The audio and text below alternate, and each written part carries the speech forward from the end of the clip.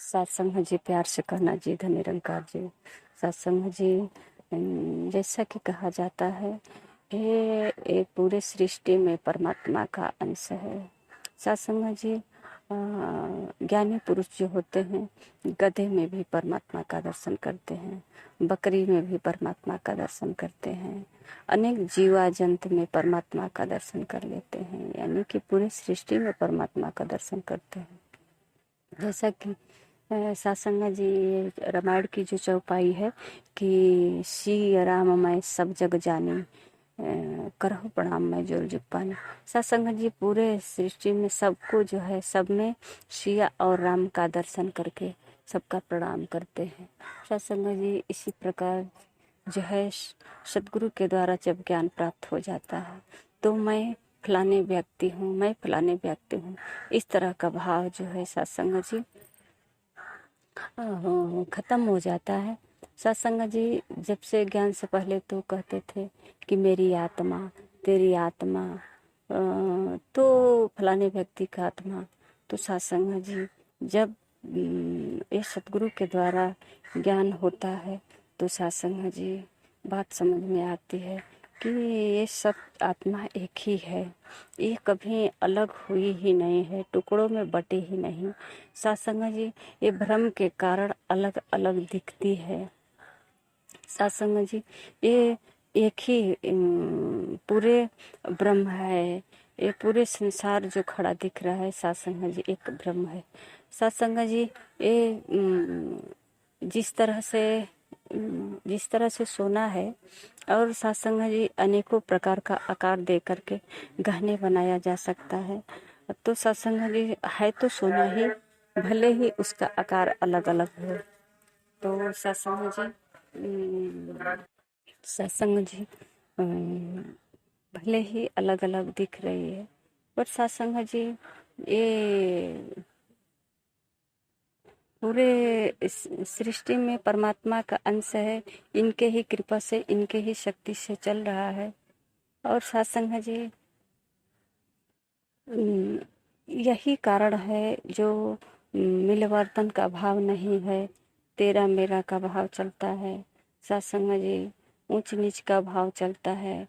कुछ जातिवादों में विभाजित हो गए, कुछ गांव नगर में भी विभाजित हो गए, कुछ तेरे मेरे में विभाजित हो गए। इस तरह का सत्संग जी भावनाएं जब जन्म लेने लगी तो सत्संग जी अनेकों आत्मा नजर आने लगी और मानव सब अलग अलग हो गए। सत्संग जी जैसा ये जड़ जीव है जिसमें परिवर्तन हो रहा है, कभी हरा होता है तो कभी पीला होता है, तो कभी इसमें से फल निकलता है, फूल निकलता है। सत्संग जी एक समय था कि एक बीज रूप में ये था और इसको जमीन में जो है गाड़ दिया गया, और सत्संग जी जमीन में गाड़ दिया गया। इसमें से जो बीज जमीन में गाड़ा गया सत्संग जी वो तो सड़ गल गया। जैसा कि कहा जाता है कि मिल कर दाना खाक में गुले गुलजार होता है। सत्संग जी जब वो मिट गया, उसका अस्तित्व ही खत्म हो गया, उसमें से एक नया अंकुर निकला। और सत्संग जी वो नया अंकुर जो है जैसे ही पौधे के रूप में विकसित हुआ और बाहर सत्संग जी उसका जो है निराई गुड़ाई सिंचाई हुआ, तो वो सत्संग जी बहुत बड़ा वृक्ष एक रूप धारण किया, विशाल वृक्ष रूप धारण किया सत्संग जी। तो सत्संग जी उसमें जैसा जमीन में बीज डाला, उस तरह का बीज अनेकों इसमें फल लग गया। तो सत्संग जी अब उसको क्या कहा जाएगा, अनेकों बीज कहा जाएगा है भी। इसी प्रकार सत्संग जी ये संसार की रचना ही ऐसे है, आत्मा एक ही होती है, अनेकों आत्मा दिखती है। तो सत्संग जी ये सदगुरु के ज्ञान के द्वारा समझ में आता है कि परमात्मा तो एक ही है, ये संसार में अनेकों रूप में सत्संग जी ये अनेकों रूप है इनका। जड़ जीव है, अनेक प्रकार की जो है जल में, थल में, नभ में, ये सब जो है जितने जीव जंतु हैं, ये सब सत्संग है जी। ये सब ही जो है, सब में परमात्मा का अंश है। तो सत्संग जी कहते हैं, वैसे भगवान कृष्ण भी यही तो बता रहे थे अर्जुन से कि अर्जुन, ये पूरे सृष्टि में मैं हूँ, ये मुझसे है। कहते हैं कि सत्संग जी, ये पूरे सृष्टि में मैं हूँ, सृष्टि नहीं हूँ, सृष्टि में हूँ, सृष्टि में मैं नहीं हूँ। जैसा कि सत्संग जी, मूर्ति में भगवान है पर मूर्ति भगवान नहीं है, इंसान में भगवान है पर इंसान भगवान नहीं है। जब सत्संग जी कोई भी इंसान ये संतों वाली वृत्ति होती है, जो गुण धारण कर लेते हैं, दया होता है उनके अंदर, दया, सहनशीलता, प्यार, नम्रता, ऐसा जैसा कि कहा जाता है ना कि दया धर्म का मूल है, पाप मूल अभिमान। तो सत्संग जी जो दया धर्म जिसके पास हो जाता है, वो सत्संग जी उसे पुण्यात्मा कहते हैं। और वही सत्संग जी संत कहें, भगवान का उपाधि देते हैं लोग कि ये भगवान है। और जो उनके पास जाता है सत्संग जी, उनका जो है भलाई होता है। और उनसे सत्संग जी उनके पास जाकर उनकी सेवा करते हैं। उनके सेवा से सत्संग जी अपने आप को सुकून महसूस करते हैं। और जो वो बताते हैं, जो सद्बुद्धि देते हैं, जो ज्ञान देते हैं, जो उपदेश करते हैं, सत्संग जी उनके वचनों का पालन करके अपने जीवन में सुधार लाते हैं, निखार लाते हैं। लाखों लाखों भक्त सत्संग जी इसी प्रकार इस संसार में सुखी स्वतंत्र है। इनको अपना गुरु मानकर, भगवान मानकर, इनके चरणों में सत्संग जी सेवा सुमिरन सत्संग करके अपने जीवन को धन्य कर लिए। और सत्संग जी बहुत बड़ी कृपा भी है कि ये सतगुरु के जो है बंदगी करने से, सतगुरु के सत्संग जी कहते हैं ना कि कौन पूछता था तेरी बंदगी से पहले, बुझा हुआ दिया था तेरी बंदगी से पहले। तो सत्संग जी जब तक हमारे जीवन में कोई गुरु नहीं था, तो सत्संग जी ये जीवन का कोई मोल नहीं था, क्योंकि इसके पास कोई गुण ही नहीं था। ये बिल्कुल एक अनाड़ी नासमझ के तरह सत्संग जी था। तो आइए सत्संग जी, जब हमारे जीवन में गुरु का आगमन हो गया, और सत्संग जी जैसे हमारे गुरु का आदेश उपदेश हुआ, उसी प्रकार सत्संग जी ये जीवन में उतरने लगा। सत्संग जी ये कर्म बन गया। जैसे कि सत्संग जी और कहते हैं ना कि औषधि होत नहीं गुणकारी, ठीक यदि अनुपान नहीं, बोले मुख से करे न कर से, नर वह बुद्धिमान नहीं।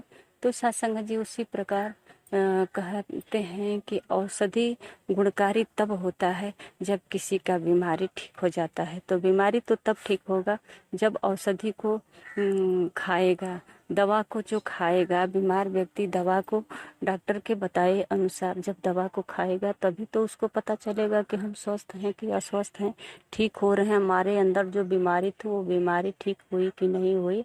तो वही बता सकता है कि औषधि गुणकारी है, ठीक है। तो सत्संग जी बता तो दिया, अनेकों दवाई का नाम बता दिया, हमने सुन भी लिया, पढ़ भी लिया, लिख भी लिया, और नॉलेज तो हो गया, ज्ञान तो हो गया कि इतने सारे दवाई है, इस बीमारी में काम आएगा। पर सत्संग जी उसे कभी हमने खाया ही नहीं, उसका सेवन ही नहीं किया, तो कैसे पता चलेगा कि ये दवा अच्छा है, गुणकारी है कि नहीं है। दवा चाहे भले ही कितना भी कीमती क्यों ना हो, और पर सत्संग जी क्या फर्क पड़ने वाला है। उसी प्रकार सत्संग जी गुरु चाहे जो भी हो, अगर गुरु का वचन जो आता है, जो उनका गुरसिक होता है, सत्संग जी अपने गुरु के वचन का पालन करके जब अपने जीवन में सत्संग जी निखार लाता है, तो सत्संग जी उसे पता चलता है कि गुरु मेरा भगवान है, ये गुरु के चरणों में आकर के मेरा जीवन संवर गया, ये मुझे दुनिया में जीने का एक तरीका मिल गया। मैं तो मर ही गया था, लोगों के नज़रों से गिर ही गया था, पर सत्संग जी गुरु ने मुझे सबकी नज़रों में खिला दिया। और सत्संग जी गुरु के सहारे हम खुशहाल जीवन जीने लगे। और सत्संग जी अब किसी प्रकार की न घबराहट होती है, न परेशानी होती है। सत्संग जी मानो मेरा जीवन स्वतः चल रही है अपने से, मुझे अब इसमें कुछ नहीं करना है। लगता है कि मेरा जीवन कोई चला रहा है, कोई चला रहा है, मुझे अब अपने लिए कुछ नहीं करना पड़ रहा है। तो सत्संग जी जो गुरु के सहारे हो जाते हैं, कुछ जानकारियाँ हो जाती है, जानकारी इकट्ठा हो जाती है। जो सत्संग जी कहते हैं कि जो नॉलेज, जो गुरु के द्वारा जो नॉलेज दिया जाता है, सिखाया जाता है, सत्संग जी वो सिर्फ नॉलेज बनकर न रहे पर हमारे कर्मों में उतर जाए। वो सत्संग जी जब हम कर्म करेंगे तो वो सत्संग जी हमारे मन में, आत्मा में, जो हमारे मन में, आत्मा में जो तरह तरह की भ्रांतियाँ हैं, कहते हैं भय है, ये सत्संग जी ये सब भय और भ्रांतियाँ जो है ये सब धीरे धीरे धीरे धीरे हमारे गुरु वचनों से खत्म हो जाती है। तो सत्संग जी जब तक ये भ्रम नहीं खत्म होगा, हमारे मन की बीमारी कहते हैं। सत्संग जी कहते हैं कि अगर मन चंचल है, मन कंट्रोल में नहीं होता है, मन से ही तो भक्ति करनी पड़ती है, मन ही तो हमारा मंदिर है। और सत्संग जी मन ही जब इधर उधर दौड़ता है तो हम मंदिर में रखें या कहीं भी भक्ति भजन करें, कोई फर्क नहीं पड़ने वाला है। आइए सत्संग जी इस तरह का हमारा भाव हो, सतगुरु के चरणों में हम अपना जीवन कैसे बिताएं ये सतगुरु ही बताते हैं। जैसा कि कहा जाता है, तेरी ओट सहारा तेरा तन मन घोल घुमावा। तो सत्संग जी ये जब सतगुरु के चरणों में हम समर्पण हो जाते हैं तो सत्संग जी ये सतगुरु ही कहा जाता है ना कि ये शरीर एक साधन है, तो ये साधन है तो इसको कहाँ लगना चाहिए, इस शरीर का कहाँ उपयोग होना चाहिए, ये सतगुरु जो है लगा देता है और सेवा करा लेता है सत्संग जी। जैसा कहा जाता है ना कि हम तो सोचते भी नहीं थे कि ऐसा हम कर जाएंगे, पर ये सतगुरु ने करा लिया है। सत्संग जी ये सतगुरु की इच्छा होती है तो बड़ा से बड़ा काम करा लेता है। जस अपजस हानि लाभ जन्म और मृत्यु, ये 6 चीजें परमात्मा के ही हाथ में होता है। और सत्संग जी चाह करके भी हम चाहेंगे कि ये सब सारा कार्य कर लें तो नहीं कर पाएंगे जब तक कि इनकी कृपा नहीं होती है। और ये जब चाह जाएंगे सत्संग जी तो कहते हैं कि गूंगे से भी बुलवा देते हैं और पिघले को भी पर्वत चढ़ा देते हैं। तो सत्संग जी ये सब इनकी कृपा होती है, जैसा ये चाहते हैं। जैसा कि सत्संग जी हनुमान जी से इतना बड़ा बड़ा कार्य हुआ। हनुमान जी तो कह रहे थे सत्संग जी केवल भगवान जय श्री राम, राम का नाम लेकर के सत्संग जी समुद्र पार कर गए, पर्वत उठाकर संजीवनी बूटी लेकर आ गए। कितना बड़ा बड़ा सत्संग जी कार्य किया। तो सत्संग जी ये सब ये राम नाम में इतनी पावर थी, इतनी शक्ति थी कि राम नाम का ही सहारा लेकर के और सारे कार्य कर लिया सत्संग जी कि भगवान राम से अधिक हनुमान का गाथा लोग गाने लगे। और हर भक्ति में भगवान हनुमान जी का, भगवान राम से ज़्यादा हनुमान जी का नाम आने लगा, मंदिर भी बन गया। तो आइए सत्संग जी ये सब हरि की कृपा होती है, प्रभु की कृपा होती है। दातार जो चाहे वो करवा सकता है। इसी को कहते हैं साधन धाम मोक्ष कर द्वारा। ये साधन है, मोक्ष का द्वार पे आए हैं मानव जीवन, इसीलिए महत्वपूर्ण जीवन कहा गया है। और सत्संग जी जो इस महत्वपूर्ण जीवन में आकर के सद्गुरु के द्वारा ज्ञान प्राप्त नहीं हुआ, ये आत्मा क्या है, परमात्मा क्या है, मैं कौन हूँ, इस संसार में क्यों आया हूँ, जो कर रहा हूँ वो सही है कि गलत है, क्या करना चाहिए। सत्संग जी जब तक ये गुरु के द्वारा हमें पता नहीं चलता है सत्संग जी, तब तक एक जैसे भेड़ियों की झुंड चलती है, एक जिधर जाती है उधर सारे लोग चले जाते हैं, क्या सही है क्या गलत है इसकी पहचान नहीं होती है, किस रास्ते में जाना चाहिए। तो आइए सत्संग जी इस दुनिया की भीड़ में हम भी इस धक्के से, जिधर से धक्का आती है उधर के साइड हम चले जाते हैं। यानी कि जिधर चमक दमक दिखता है हमको, जिधर लगता है कि इधर जाने से कुछ फायदा है, इधर जाने से कुछ घटा है, तो सत्संग जी इस तरह का भावना जो है हमको कहीं नुकसान करा देती है तो कहीं फायदा करा देती है।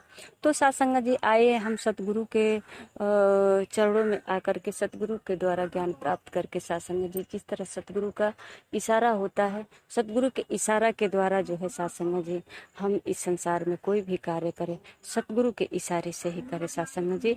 ये करना तो वही कार्य है जो अब तक से कर रहे थे, पर साथ संगत जी वो सब अपनी मर्जी से कर रहे थे। वो सब जो है मैं कर रहा था, ऐसा भाव था कि ये सब मैं कर रहा हूँ, सही होता है तो मैं करता हूँ, गलत भी करता हूँ तो मैं करता हूँ। तो साथ संगत जी इस मैं को ही, ये जो मैं नाम का जो है ना पुरुष, इसी को ही हटा देना है। यहाँ जो है तू नाम, ये जो है हर जो है तू ही कहते हैं ना कि इस सब में एक ही है, तो मैं कहाँ से आ गया। तो सत्संग जी कहते हैं कि मैं जब था तब हरि नहीं, जब हरि है अब मैं नहीं। तो सत्संग जी एक की बात कहा जाता है, तू ही निरंकार मैं तेरी शराहा मैनो बख्श लो। हर समय जो ऐसा भाव करता है कि तू ही निरंकार मैं तेरी शराहा मैनो बख्श लो, जब ये भाव आ जाती है हर समय ये सब में परमात्मा का दर्शन करते हुए ये हरा भरा संसार जो है सत्संग जी, चाहे पर्वत हो, पानी हो, पहाड़ हो, जो भी है सत्संग जी, ये प्राकृतिक देन है। इन 9 प्रकृतियों से ऊपर उठकर 10वें द्वार है तेरा देश, ये ब्रह्म का साक्षात्कार गुरु के द्वारा होता है सत्संग जी। कैसे सब में समाया हुआ परमात्मा है, कैसा है सत्संग जी, ये सारी जानकारी सदगुरु के द्वारा होता है। तो आइए सत्संग जी हम अपने जीवन में सदगुरु को धारण करें और सदगुरु के चरणों में आकर के अपने जीवन को सुखमय करें सत्संग जी। प्यार से कहना जी, धन्य निरंकार जी।